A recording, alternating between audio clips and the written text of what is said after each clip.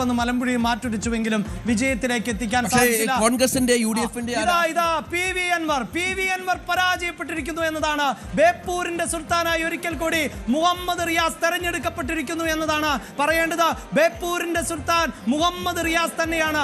അങ്ങനെയെങ്കിൽ ഇനി P V Anwar മൊട്ടയടിച്ച് കമ്മലിട്ട് റോട്ടിലൂടെ നടക്കുമോ എന്നതാണ് രാഷ്ട്രീയ കേരളം അറിയേണ്ടത്.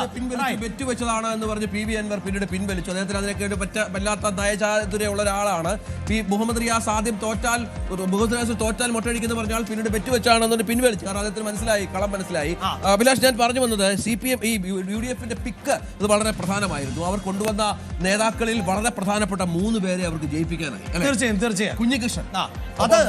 കുഞ്ഞികൃഷ്ണൻ, ഒപ്പം നമ്മുടെ തളിപ്പറമ്പിൽ TK ഗോവിന്ദൻ, അമ്പലപ്പുഴയിൽ ജി സുധാകരൻ. പക്ഷേ എനിക്ക് രഞ്ജിത്തിന്റെ അഭിപ്രായത്തോട് പൂർണ്ണമായും വിയോജിപ്പുണ്ട്. കാരണം എന്തുകൊണ്ടായെന്ന് ചോദിച്ചാൽ അത് കോൺഗ്രസ് യഥാർത്ഥത്തിൽ പിക്ക് ചെയ്തതല്ല, അവർ CPM വിട്ടുപോയവരാണ്. അതായത് അമ്പലപ്പുഴയിൽ യഥാർത്ഥത്തിൽ CPM-നോട് പിണങ്ങി ജി സുധാകരൻ പുറത്തു പോകുന്നു. എന്നാൽ പിന്നെ അവിടെ ഞങ്ങൾക്ക് വേറൊരു സ്ഥാനാർത്ഥി വേണ്ട, സുധാകരനെ പിന്തുണച്ചേക്കാം.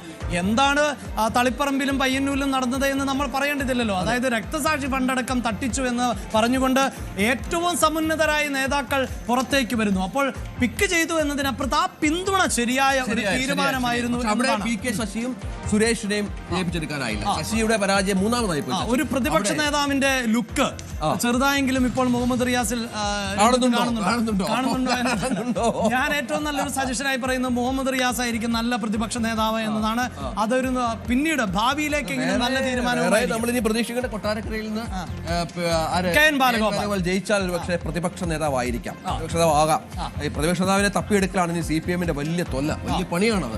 ഇവിടുന്ന് ആരെ കൊണ്ടുവരുമെന്നുള്ളത് വലിയ പ്രശ്നമാണ്. കാരണം പ്രമുഖരെല്ലാം തോറ്റ് തുന്നം പാടി. എന്തായാലും ആ തോൽവിയിലും 7000 വോട്ടിന്റെ മുൻതൂക്കം ആണ് എന്ന് ഭവനിലെ ദൃശ്യങ്ങൾ കൂടി പ്രേക്ഷകർ കാണാം. BJP-ക്ക് അഭിമാനം, അത്യാവശ്യം പിടിച്ചു നിൽക്കാവുന്ന കേന്ദ്ര നേതൃത്വത്തോടും മോദിയോടും അമിത്ഷായുടെ ഒക്കെ ചെന്ന് പറയാൻ പറ്റുന്ന ഒരു റിസൾട്ട് ആണ്. ഒന്നുമില്ലാതെ ചെല്ലുന്നതിനേക്കാൾ നല്ലതാണല്ലോ 2 സീറ്റുകളുമായി ചെല്ലുക എന്നുള്ളത്. ഇനി വോട്ട് പെർസെന്റേജിനെ കുറിച്ചൊക്കെ അറിയണം. ഈ 2020-യുടെ വരവൊക്കെ അവർക്ക് എത്ര സഹായകരമായി എന്ന് അറിയണം. ഒപ്പം BDJS അവരെ എത്ര സഹായിച്ചു എന്ന് അറിയണം. പുതിയ സഖ്യകക്ഷികൾ എന്ത് ഗുണമുണ്ടാക്കിയെന്ന് അറിയണം. അത്തരം കാര്യങ്ങളൊക്കെ വ്യക്തത വരേണ്ടതുണ്ട്. അതിന്റെ കണക്കൊക്കെ വരണം. പക്ഷേ 2 സീറ്റുകൾ എന്നുള്ളത് സംസ്ഥാനത്ത് BJP-യെ സംബന്ധിച്ചിടത്തോളം വളരെ പ്രധാനമാണ്. നിയമസഭയിൽ പ്രാതിനിധ്യമുണ്ട് എന്നുള്ളത് നിർണായകമാണ്. കഴക്കൂട്ടത്ത് ഇഞ്ചോടിഞ്ച് പോരാട്ടമാണ്. 299 വോട്ടുകൾക്കാണ് ഇപ്പോൾ മുരളീധരൻ പിന്നിൽ നിൽക്കുന്നത്. അവിടെ എന്ത് അത്ഭുതം സംഭവിക്കുമെന്നുള്ളത് കാത്തിരുന്നതാണ്. 9 സീറ്റുകളായിരുന്നു പ്രധാനമായും BJP.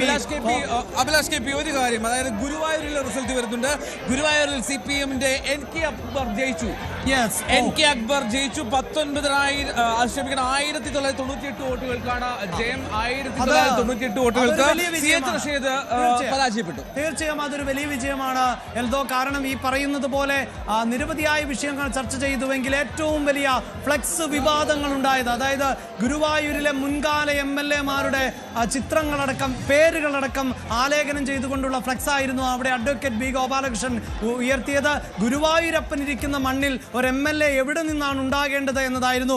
ആ ചോദ്യത്തിന് ഗുരുവായൂരിലെ ജനങ്ങൾ എന്തായാലും ഗോപാലകൃഷ്ണന്റെ പേര് വേണ്ട, ആ കൃഷ്ണനെ ഞങ്ങൾക്ക് വേണ്ട എന്ന തീരുമാനത്തിലേക്കാണ്. ഗുരുവായൂരിലെ ഒരു കൃഷ്ണൻ തന്നെ മതി, അത് ഗുരുവായൂരിലെ കൃഷ്ണൻ തന്നെയാണ് എന്ന് തീരുമാനിച്ചു. ഈ കൃഷ്ണൻ തൽക്കാലം വേണ്ട എന്നുകൂടി ഗുരുവായൂരിലെ ജനങ്ങൾ തീരുമാനിച്ചിട്ടുണ്ട്.